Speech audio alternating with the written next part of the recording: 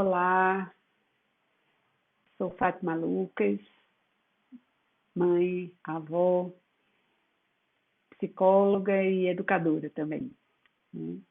E vim aqui conversar com vocês sobre o contar histórias desse lugar onde eu sempre me encontro, em uma dessas posições, quer seja como mãe, avó, psicóloga, educadora, assim, eu estou sempre contando histórias, né? Desde que eu me entendo de gente, eu conto histórias, eu leio histórias e me delicio muito com isso, né? Como mãe e avó, eu tive muitas oportunidades de explorar esse lugar de grande prazer, esse lugar de muita alegria, esse lugar de muito encantamento, esse lugar que sempre me levou a lugares mágicos, numa relação que cada vez mais eu tinha vontade de alimentar, né? E aproveitava todos os momentos que eu sempre dispunha.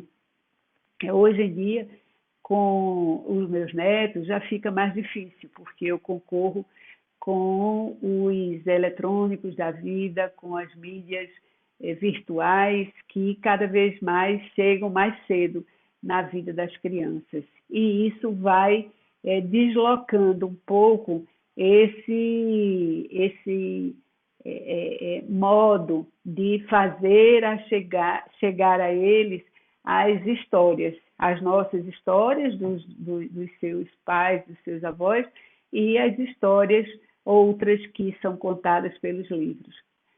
Eu sempre penso que a narrativa, ela sempre representa algo que está intrinsecamente ligado à nossa vida e que nos constitui como ser, né? Então, para ser, nós precisamos nos narrar, e nós fazemos isso em vários momentos, em várias situações. Às vezes nem nos percebemos, de fato, fazendo isso. Mas é assim que nós vamos também nos constituindo.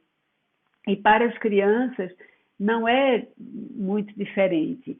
Elas vão acessando a muitas coisas que passam por elas e que não que são às vezes bem sutis e não se apercebem. Quando entram em contato com esse mundo fantástico, elas vão podendo se identificar com algumas daquelas situações que são narradas nas histórias e vão dissolvendo alguma coisa que ainda as incomoda, que não pôde ter a passagem devida para fora, né? Que ainda as incomoda no ambiente interno. Então, é essa magia que, quando é feita junto com pessoas queridas, torna ainda mais mágico e mais conectável com a essência de nós mesmos. Então, esse é um grande tema para se aprofundar na vida, né? Assim, uma vez que, ao fazermos isso, ao desenvolvermos cada vez mais o gosto por esse tema, mais a gente reúne elementos que vão estar presentes na nossa cultura, né? Porque a história ela vem trazendo elementos que passam de geração em geração. E houve um tempo em que essa passagem ela era feita oralmente, unicamente, né? Hoje nós temos vários outros recursos que nos ajudam a lidar com isso de uma outra forma, né? E cada vez mais vão sendo alterados esses modos em que as histórias são passadas. Mas o que fica em essência é que esse conteúdo ele vai compondo também a cultura, porque a forma como isso é passado vai se acrescendo aquele grande acervo de elementos que constitui a cultura.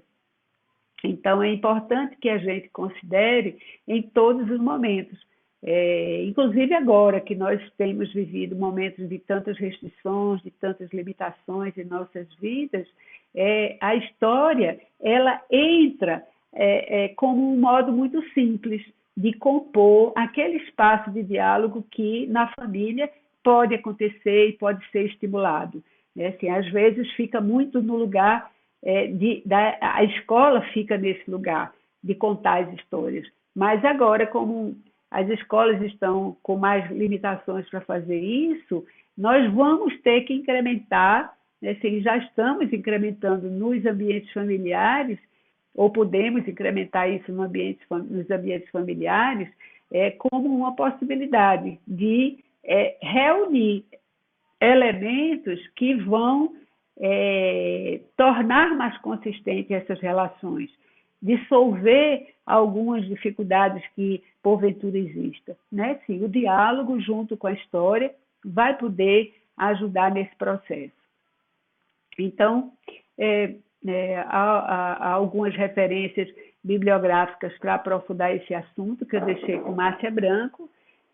Agradeço muito o convite que ela me fez para conversar hoje com vocês. É um pouquinho de tempo só, mas a gente fica por aqui hoje e, né, em outra oportunidade a gente se encontra.